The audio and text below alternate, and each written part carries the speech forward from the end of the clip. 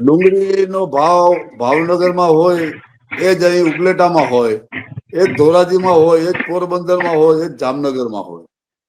કારણ કે ડુંગળીનો ભાવ ₹2 કિલો એ ફરફાર હોય જે ટ્રાન્સપોર્ટિંગને કારણે થાય મળે.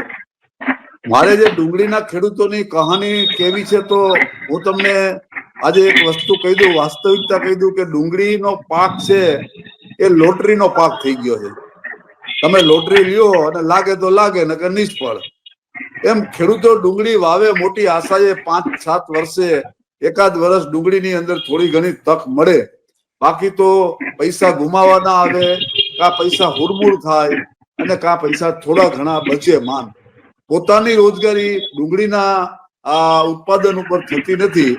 મારે અમારા વિસ્તારના ખેડૂતો સાથે વાત થાય તો હવે અમારે એક સમય એવો હતો કે બહુ જેમ મહુવામાં ડુંગળીઓ થતી એમ ઉપલેટા તાલુકામાં ડુંગળીઓ થતી હતી. એ ખેડૂતો હવે ડુંગળીના વાવેતર તરફથી હટતા જાય છે.